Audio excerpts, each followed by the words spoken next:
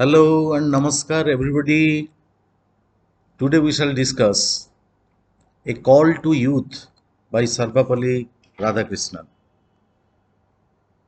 This essay is Radhakrishnan's convocation address at Karnataka University on 26th October 1953. You all know that Radhakrishnan was the second president of our country. He was a great scholar, philosopher, educationist, and a visionary leader.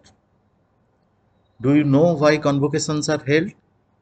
Convocations are held in universities to award degrees to the students. At the outset, the writer congratulates the students who, by their hard work and disciplined effort, had completed their education and they were going to be awarded their degrees. He says, "You have worked so hard.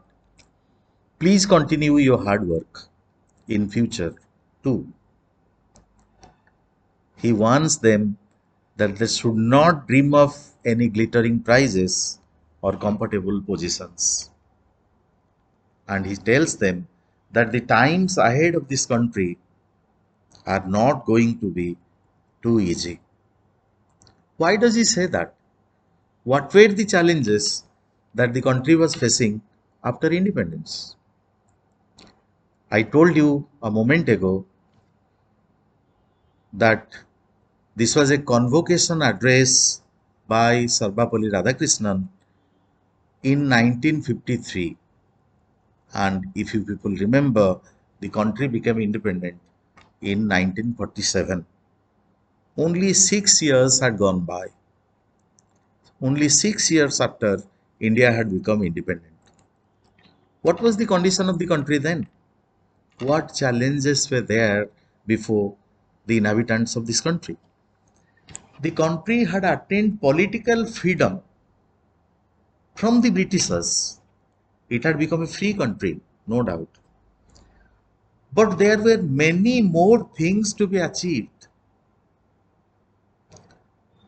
There were evils all around, troubles all around, difficulties all around. Education had not spread. Very few people were educated. Literacy level was a meager 12%. Female literacy rate was close to 8%. And male literacy figure was close to 20%. Healthcare facilities were almost non-existent. And infrastructure facilities, roads, bridges, buildings, they were in a very poor state. Indian economy was predominantly agricultural, but the traditional methods of agriculture were still being used. No improved methods of agriculture were practiced. So how could production increase? Problems like casteism, untouchability, poverty, unemployment existed. So many problems were there that needed solution. And there were many other movements that the writer talks about. He says, this country has been affected by movements that have affected European countries.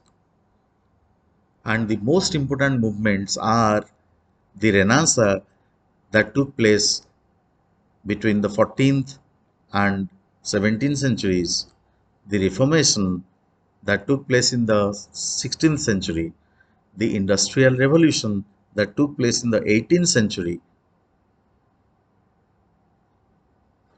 India was fighting for quite some time for its freedom.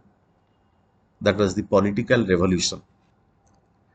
We have won, the writer says, political independence. Yes, the country has become free. We are a free country now. So there is political independence, but we have not attained social and economic freedom.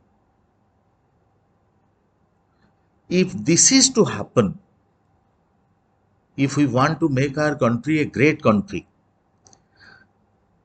and if we want our country to develop, if we want to attain social and economic freedom, then the universities must send out batches of scientists, technicians, engineers, agriculturists who can help the country move in a forward direction. In the next paragraph, the writer says, my dear friends, science and technological progress can't solve all our problems. The writer believes that these two alone, they are required, they are important, their contribution is very vital for the development of the country, but science and technology alone can't guarantee all round progress. He talks about countries which have made tremendous scientific and technological progress, but they are troubled by conflicts, problems. They have not been able to guarantee peace, safety, and security to their own people. So, what is clear from here? So, when the most advanced countries, technologically advanced and scientifically advanced countries of the world, when in their country people are not able to live in peace, how can we say science and technology alone can give us everything that we are seeking? It is clear, the writer says, that in addition to science and technology, we need something else. The function of the universities is not only to prepare technically skilled and professionally competent men, but also to produce in them the quality of compassion. That is very important. The quality of compassion in everybody that the university trains, whether he is a scientist, whether he is a technician, whether he is an engineer, whether he is an agriculturist, everybody needs this basic quality, the quality of compassion. Compassion and or kindness is a quality that helps human beings to treat each other democratically, fairly, legitimately. It gives due respect to everybody. Then Radhakrishnan talks about what our scriptures have taught us. He says our religion has taught us that every human individual is a spark of the divine. We have been created by God. So everybody has a touch of the divine, touch of God. The Upanishads say Tat Tvam Asi, meaning that art thou. The Buddhists say each individual has sparks of the divine and everybody has the ability to become a bodhisattva. But then the writer says, how can democratic change be brought about? He says, the minds and hearts of the people should be altered, should be changed, should be transformed. We must be democratic not only in the political sense, also in the socio-economical sense. This democratic change, democratic temper and outlook can be brought about by study of humanities, including philosophy and religion. So in addition to science and technology, the writer says we must also include philosophy and religion. The writer next says, in this poisonous tree of the samsara, this world is like a poisonous tree. There are two fruits of immense value, great value. What are they? They are enjoyment of great books, one, and two, the company of good souls, good people. We can observe the fruits of great literature by reading those with concentration. How should we read great books written by great people? We must read them with concentration.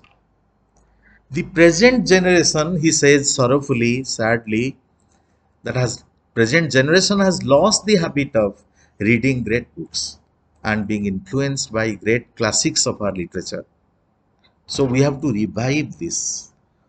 We have to recreate this. We have to recreate an atmosphere in which our present generation takes an interest in the reading of classics, our classics.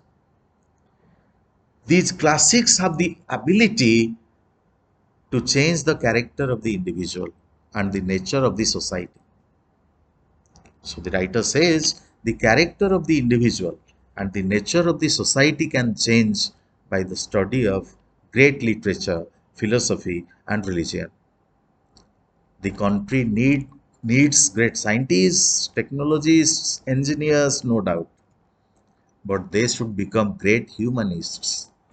So instead of thinking of their own development, they must make sure that the benefits of development reaches somebody who is there at the bottom of the society.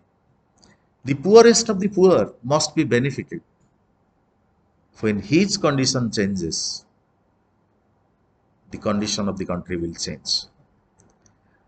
And this can happen when the people at the top are compassionate.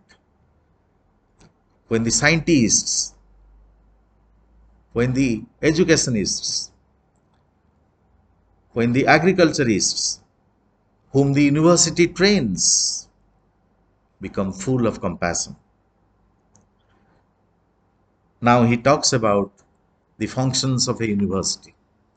The function of the true university is to produce young men and women who are literate, no doubt, but they should be full of compassion for the suffering humanity. And it must be the goal of their life to bring an end to the misery, the difficulty, the problems of the people who are suffering. So without infusing this compassion, university education will be regarded as incomplete.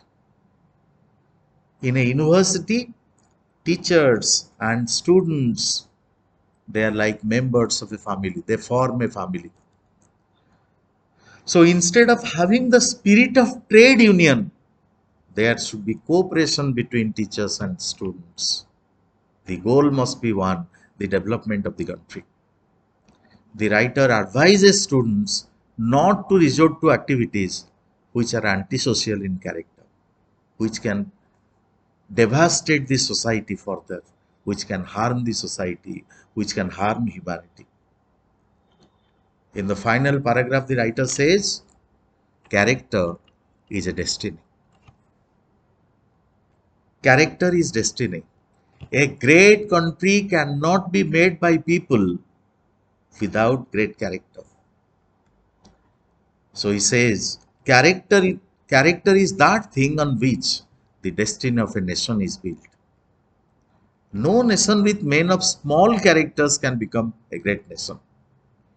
Whether in public life or student life, no one can reach great heights if he doesn't have a remarkable character. What is the meaning of having a remarkable character? You are compassionate, you are kind, you are full of humility, you are full of concern for the suffering. You try to alleviate their suffering, you try to decrease their suffering. You do your best to reform the society, to change the society. Only then you can be called a man of character. How can one climb the mountain when the ground beneath his feet is shaky? When the basis of the structure is shaky, how can we reach great heights? Impossible. If the foundation of a building is very poor, can you construct a multi-storied building on that? It will crumble. So similarly, young men and women They constitute the future of the country. So if they are not men of characters, how can the country be great? No country can attain greatness when the people living in it are not men of character. We must all cultivate humility, modesty, humbleness. Whatever service we take up, we should not be concerned about what we receive from it, but rather what we can give to it. How my service can benefit the poorest of the poor, how it can alleviate his suffering, how it can transform his life, how that person can live a life worthy of being lived. If I can bring about these changes in the life of a person, then I am a successful man of character. Our country is so great, the writer says, that the entire East reflects our culture. In domestic affairs, as well as in international affairs, we must try to uphold certain standards. When we uphold a certain standard, obviously other countries will follow us. The writer advises that the students should make their lives clean, noble, dedicated to selfless work. They must work for the betterment of the country.